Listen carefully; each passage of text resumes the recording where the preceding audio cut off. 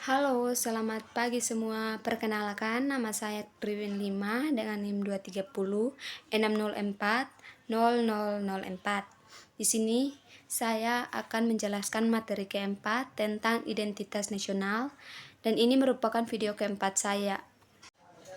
Baik, pada materi ini saya akan membahas beberapa hal penting, yaitu A. Pengertian identitas nasional, B. Sejarah kelahiran paham nasionalisme Indonesia, C. Identitas nasional sebagai karakter bangsa, dan D. Proses berbangsa dan bernegara.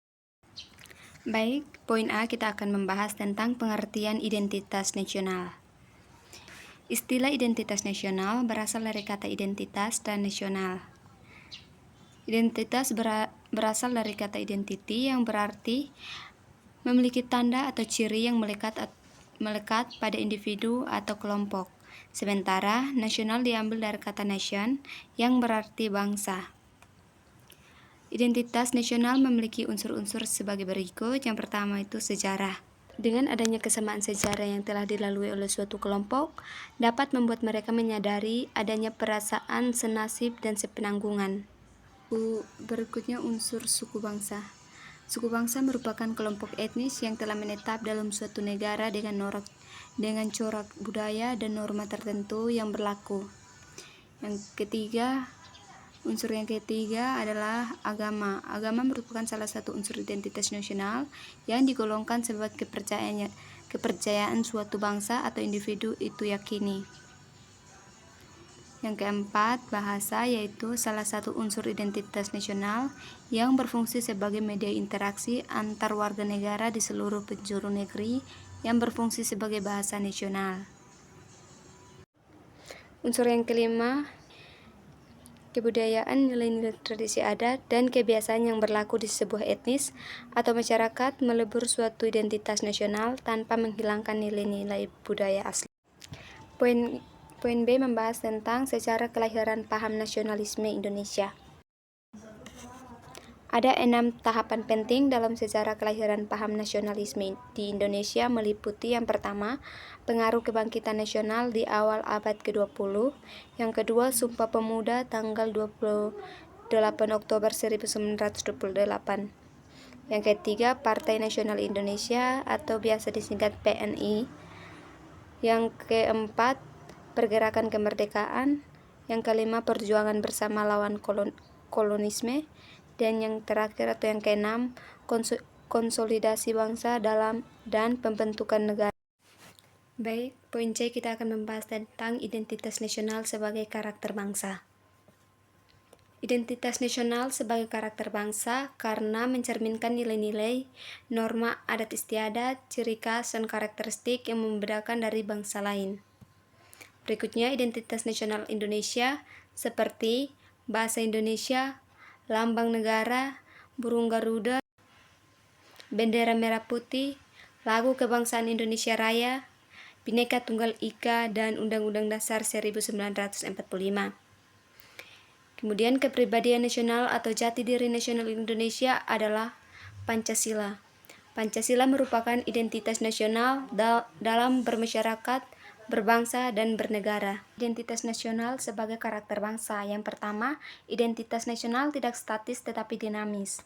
Yang kedua, karakter.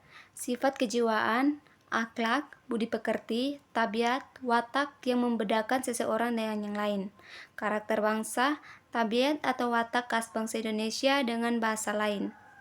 Yang keempat, Pancasila adalah karakter sesungguhnya bangsa Indonesia. Poin D, proses berbangsa dan bernegara. Faktor-faktor penting bagi pembentukan bangsa Indonesia antara lain yang pertama, adanya persamaan nasib, yaitu penderitaan bersama di bawah penjajahan bangsa asing kurang lebih selama 350 tahun.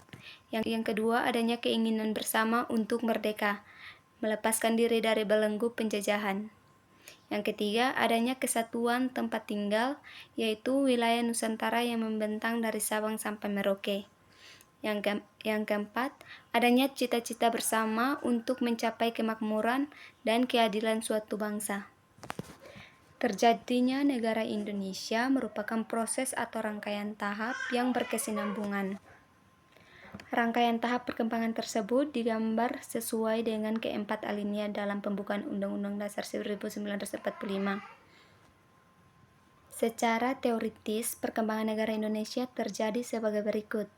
Yang pertama, terjadinya negara tidak sekedar dimulai dari proklamasi, tetapi adanya pengakuan akan hak setiap bangsa untuk memerdekakan dirinya sendiri.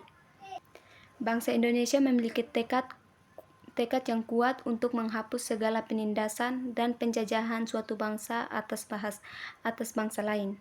Inilah yang menjadi sumber motivasi perjuangan.